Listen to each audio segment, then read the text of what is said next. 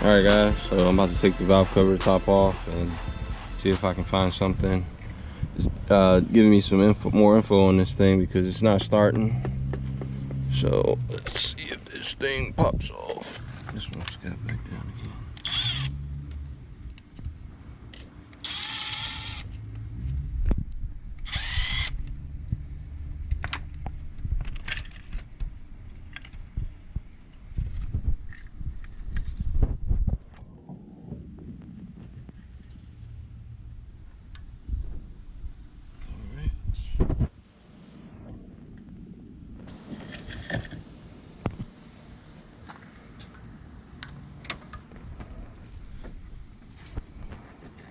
Oh yeah. Nice. Nice. Alright guys, so just pulled valve cover head off, and as you can see right here, we got some damage. I don't know what that is. Some kind of retainer spring or something. Not looking good. I don't know what the heck that is, but I can tell you it's not supposed to be like that. And I think that's where the decompression spring goes. Right down in there. I don't know if you guys can see that. Right there. There's nothing there. That's not good. I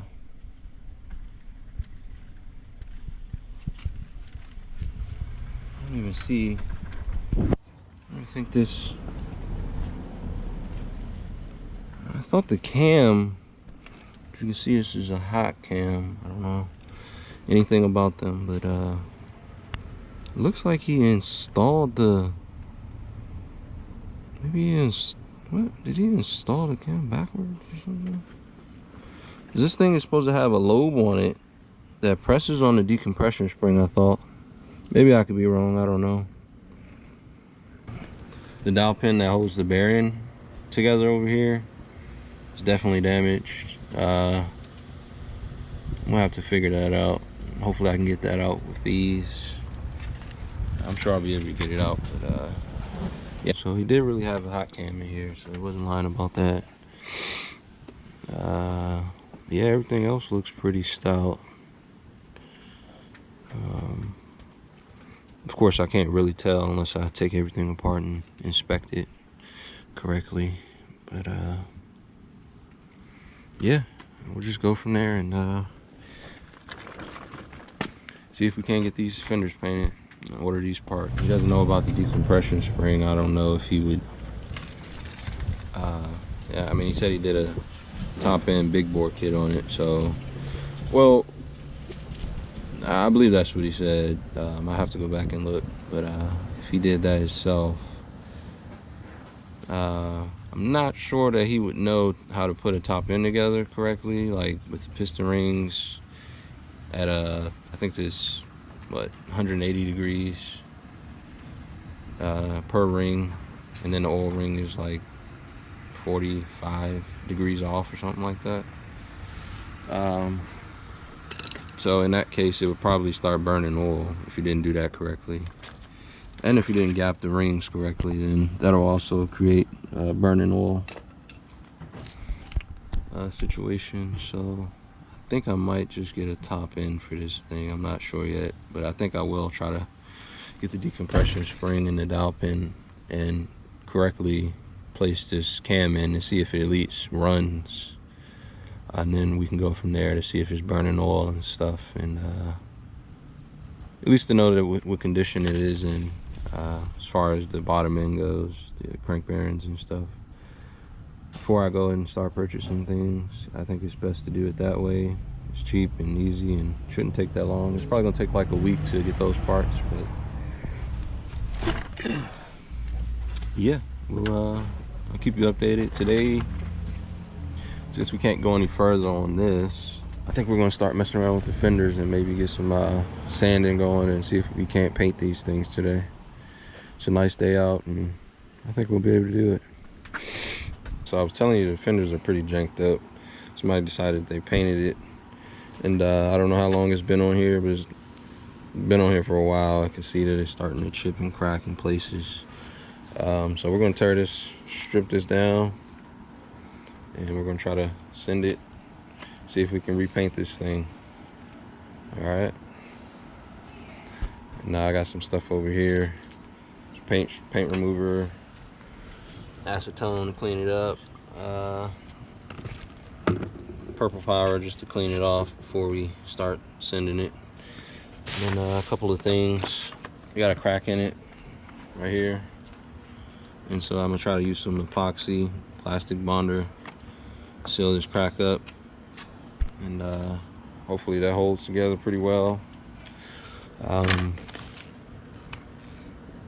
I wanted to use the glue gun to see how well that will hold up with the cracks. I don't know if I'm gonna use this. I kind of want to get this done, so I think I might just go ahead and use this. This should be pretty good. I've used this on oil pans and stuff, and it's held up, still holding up. Yeah, so we'll send it. I'm gonna be painting it certain color. We'll see when we get done. Also got some stuff at Harbor Freight today. Some sanding discs. We're gonna be sanding this down with a dual sander. Speed up the process a little bit. So yeah, hang tight. Stay tuned.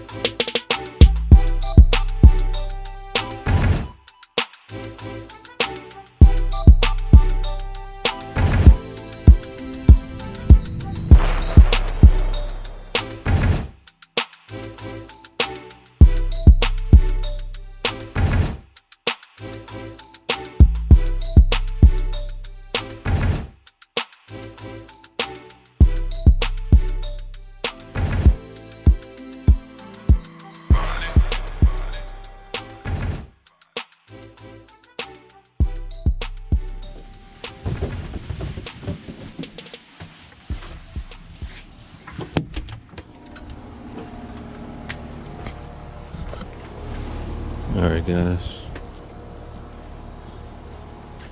I don't like suspense. So I'm sneaking out.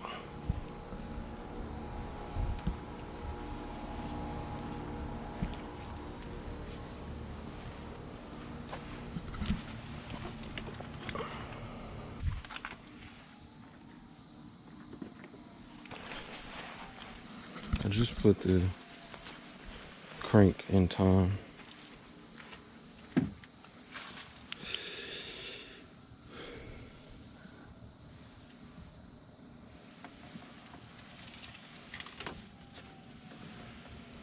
I don't know if you can see that. There's a little line in there. Sorry, I gotta be kind of quiet. But it's pretty much lined up.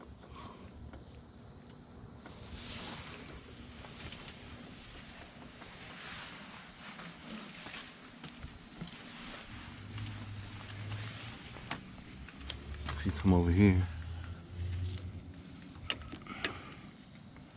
there should be 2 lines.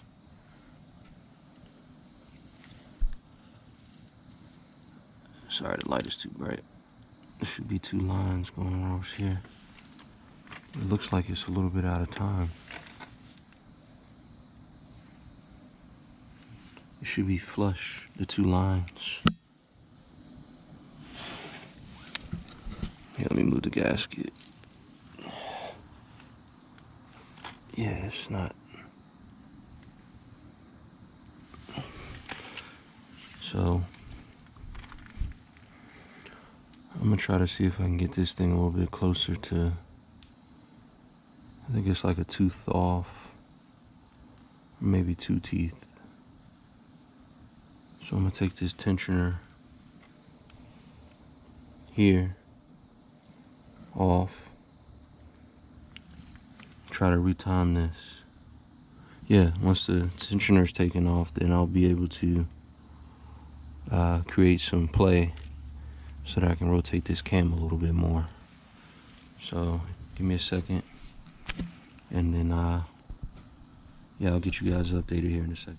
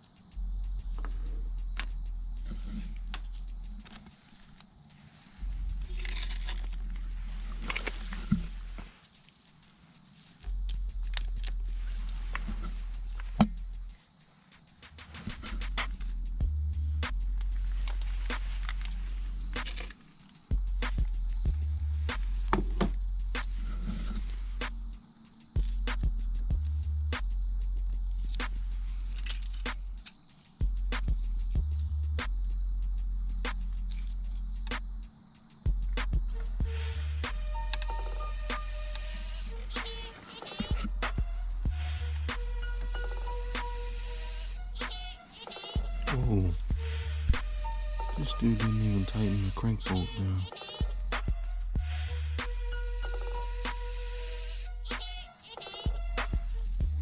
These bolts are hand tight.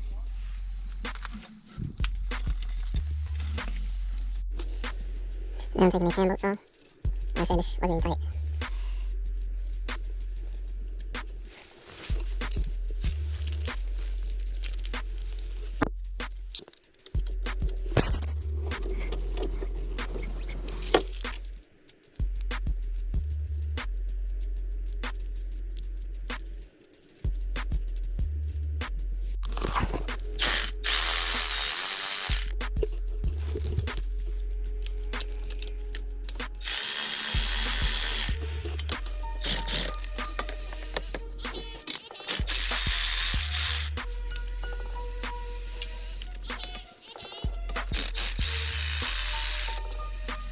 Time for the head to come off.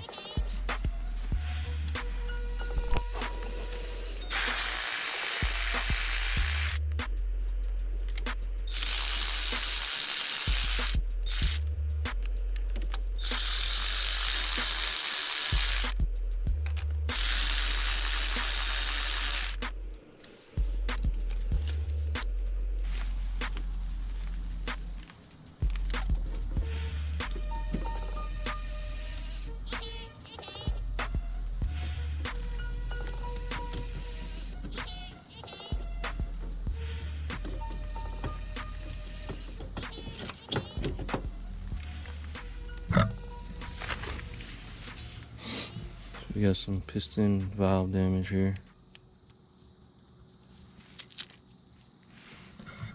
Still not certain on what exactly happened here.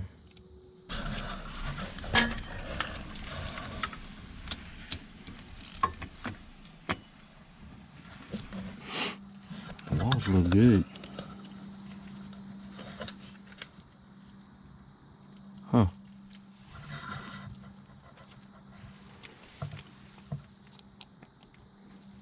Don't feel any lips or anything.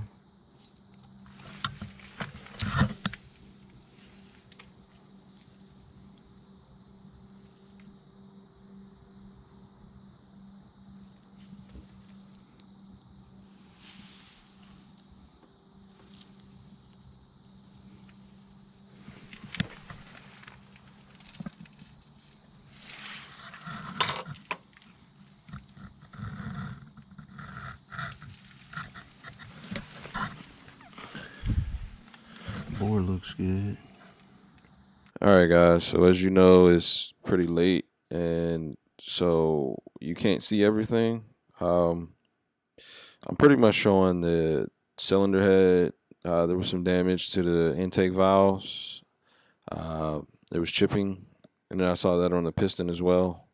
So I figured there was some kind of timing issue, which there was. The when I first showed you the camshaft, it was a little bit out of time, like a tooth or so, and evidently this is the problem because, as you can see here in the video that I'm showing you, is there's light showing on the backside of the valves, and that should be completely sealed off to get good compression.